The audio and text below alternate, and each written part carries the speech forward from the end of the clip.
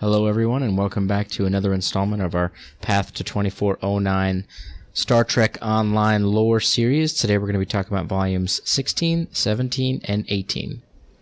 Tragedy struck for Starfleet on stardate 72487.91 when the USS Kelo was lost with all hands. The Kelo was supposed to be on a routine mission to study the long-term effects of the Hoba supernova on star systems in the Devron sector when it was destroyed. Initial reports indicated that the Kelo could have come under attack. However, when the remains of the vessel were discovered by the USS April, it was found that a coolant leak caused by an experimental cloaking device on board the Kelo caused plasma to vent from the ship. The plasma reacted with ionizing radiation present in the area, causing the explosion, which destroyed the Kelo. After careful consideration, Captain Barracks, Wen, of the April, revealed the cause of the Kelo's destruction to the captains of the Romulan ship assisting in search for the vessel. In response, Praetor Terris lodged an immediate complaint with the Federation Council and, as a gesture of good faith, informed the Klingon Empire of the details of the Kelo's destruction as well. Starfleet Security admitted that the USS Kelo was testing a Federation cloaking device.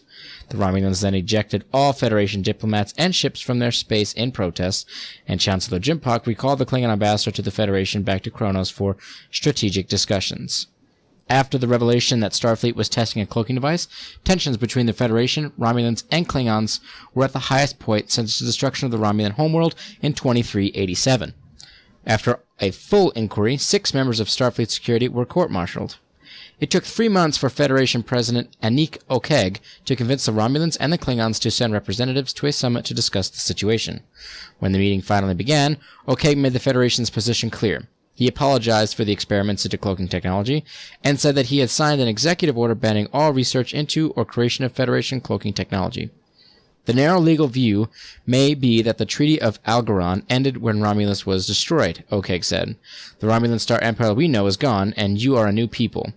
What has not changed is the Federation's commitment to peace. Happier news for Starfleet was the successful conclusion of the dispute over the mobile emitter now in possession of the photonic life form known as the Doctor. He agreed to accept a commission as a lieutenant commander in Starfleet and took the post of chief medical officer at the research facility on Galor 4. Because the mobile emitter would be with him at Galor 4, the Starfleet Corps of Engineers would have the opportunity to study the device.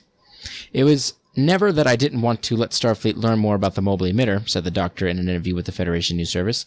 I respect Starfleet a great deal, and I have the utmost amount of admiration for Admiral Janeway and the fine men and women in the service. I needed Starfleet to respect me. On stardate 72858.96, the Vulcans honor their 225th anniversary of the completion of work on the monastery of Pajem. The original monastery was constructed more than 3,000 years ago, but it was destroyed by an Andorian orbital bombardment in 2151. After the founding of the United Federation of Planets in 2161, a coalition of Andorian, Vulcan, and human craftsmen rebuilt the monastery using hand tools and ancient Vulcan techniques. A strange incident was reported by the Klingon world of Duras. While on shore leave from his duties on the IKS Kang, Jarud, son of Torg, was ambushed by 3 Klingon warriors. He managed to kill 2 of them and brought the third back to his ship. Expecting the attack to be from the enemy house of Duras, Jarud was shocked to discover that his attackers weren't Klingon at all. Application of a painstick forced the captive to change its shape and morph from a Klingon to that of a strange triapedal alien. Under questioning by Jarud and members of the Kang's crew, the alien revealed that it was a member of the species known by the Borg designation of Species 8472. The alien called itself an Undine and revealed that not only was it party was specifically sent to Duras to capture Jarud and replace him. This was not the first time the Undine have done so. There were Undine infiltrators in every major political entity of the Alpha and Beta quadrants. A medical crisis put a strain on the rebuilding of the Romulan Star Empire. An outbreak of bloodfire ravaged the Kavratas system, ultimately spreading to multiple colony worlds. The disease is lethal to several species, including Romulans, but is curable if treated promptly with a drug developed by Beverly Crusher.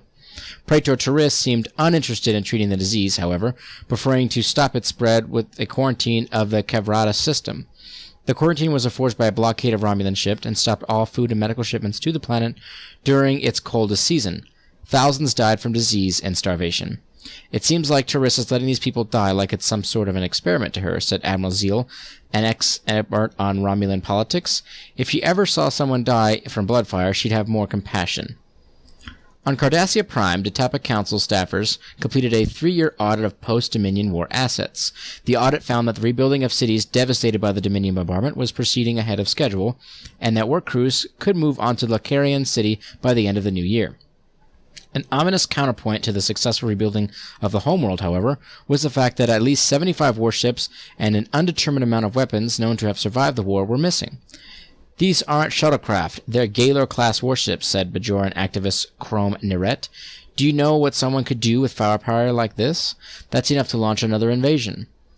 Starfleet hastened to ensure that the Bajorans and Cardassians that they were safe. "We're here. We will protect you," said Starfleet Command spokesperson Marie Durant. "We will honor our treaties with the Detapa Council, and we will assist the Cardassian Defense Force in any way we can. These ships will be accounted for." Nausicaan forces working for the Gorn hegemony destroyed 3 Klingon outposts with a coordinated surprise attack. Jimpock waved off accusations of being unprepared by remarking that there are always casualties in war, and then retaliated by sending General Dald and the Klingon Defense Force's 7th Fleet to the Aurealis system. The fleet obliterated a hidden Nausicaan base on Aurealis 7 asteroid belt, and then proceeded to hunt down and destroy every Nausicaan ship that escaped before the base was destroyed. One ship is missing from the 7th Fleet attack, when Captain Clore of the IKS Kang refused to fully investigate the claims of the Undine captured in the Raidori system. Jarud, the 2nd officer, led an uprising of the crew. Clore and his 1st officer were executed, and the crew proclaimed Jarud as the new captain. After transmitting a coded message to Kronos, the Kang cloaked. Its whereabouts were unknown. After the IKS Kang disappeared from sensors, General Dald ordered the ship to return to its patrol, but there was no response. At that point, Jimpock stepped in and ordered Dald to stop attempting to locate Captain Jarud. Observers of the Klingon Empire politics speculated that Jimpock could be attempting to curry favor with the houses of Torg and Duras by giving Jarud a free rein. Both of those houses were among the oldest in the Empire, with ties that stretched back to the Imperial bloodline. While their losses in the Klingon Civil War of 2368 and subsequent defeats had dimmed the House of Duras' luster, there are many houses that still owed favors and outright allegiances to Duras. Also, these observers say Captain Clore was a member of a house loyal to the House of Martok, so his death was no great loss for the Chancellor. Trying to understand the intricacies of the great houses is like playing Ambo Jiu-Jitsu with batlets, said Tag Morek of the Teller News Service. "Everyone is going to be bloody when it's over. There are oaths of honor and feuds that stretch back hundreds of years, and you never know when someone's going to call in a debt taken by our great-great-great-grandfather." Starfleet observation posts saw an increase in ship traffic going to the far reaches of the Beta Quadrant. Reports indicated that Dopterians were funneling ships and supplies to Romulan exile Sela, and her followers in exchange for decalithium. Ships similar to those found in reports from the USS Voyager were also sighted in the region. Since Sela was well out of Federation space, Starfleet had no grounds on which to stop the trade. However, Starfleet intelligence kept a close eye on the situation, and they were formulating a plan in case Sela became a threat to the Federation. Also, since decalithium is a highly restricted substance, any ore that the Dopterians brought into Federation space was subject to seizure. Alexander Roshenko returned to Earth with his son Devak. Roshenko took a post teaching political science at the St. Petersburg State University and told friends that he was considering writing a book about his experience on Boreth. He had no plans to return to the Klingon Empire. On stardate 73963.51, Captain Tevex of the USS Cochrane was removed from duty along with her 1st officer and chief of security. The Cochrane was assigned to monitor the neutral zone, but was recalled to Earth base dock days later for personnel reassignment, and the remaining crews was dispersed among dozens of other posts. Starfleet gave no reason for the change in orders, and all records of what happened on the final days of the Cochrane's missions were sealed by Starfleet intelligence. It is believed that the Cochrane will return to duty after a refit with a new crew, but one anonymous report stated that the ship was sent to Starfleet Intelligence Starbase for analysis. An era ended when Geordi La Forge left engineering for command.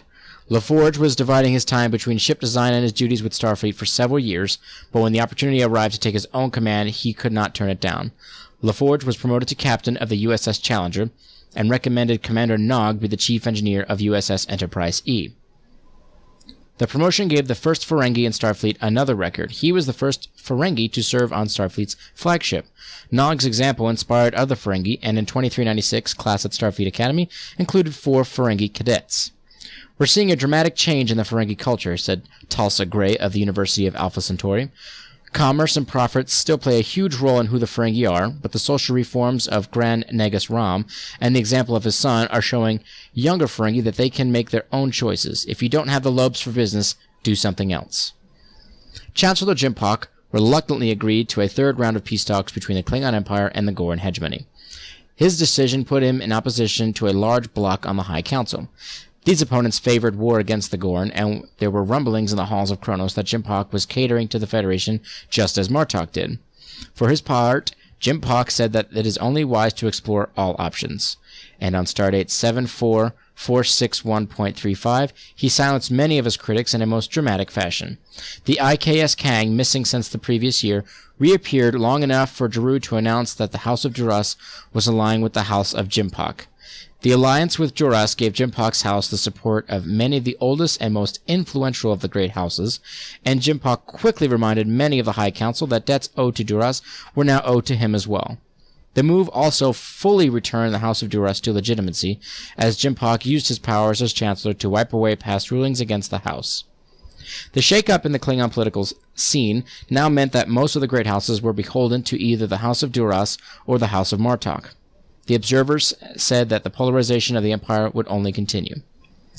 Following the announcements, the IKS Kang cloaked and disappeared again. However, data from Klingon sensors stations placed near the Kang near the Machar system, which is near the border between Klingon Empire and the Goran hegemony. Starfleet intelligence reported that Hassan the Undying moved his base of operations to the former Orion homeworld. Observers did not believe that this was a sign of a break between Melanie Dion and her greatest ally, but suggested that Hassan was still acting on her orders. "There's no reason for Milan to toss Hassan aside," said Blix Brawl, an investigative reporter for the Federation News Service. "If anything, the Emerald Empress wants someone that she trusts implicitly running Syndicate operations outside of Klingon space, while she stays safe behind a wall of warriors." In Romulan space, the government of Kavradas, which was decimated by a plague of bloodfire and the subsequent Romulan quarantine, declared its independence from Romulan rule.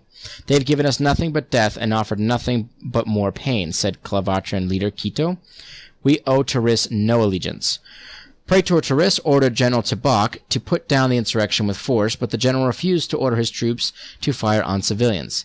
He instead negotiated a settlement with Keto, agreeing to give the Kavatran leaders safe passage to Nova Roma to present their grievances to the Romulan Senate, and ordering the relief supplies and medical personnel be sent to Kavradas immediately. In response for his insubordination, Taris ordered Tubok to resign his position as head of the Romulan military. Tubok refused and instead appealed to the Senate, which overruled Taris. "In the old days of the Romulans, Tubok would have ended up on the wrong end of an honor blade," said Emal Kote of the Trill News Service. "Now, not only is he alive, he's still in charge of the fleet. The cracks are appearing in Praetor Taris's rule, and if she doesn't do something soon, she won't last."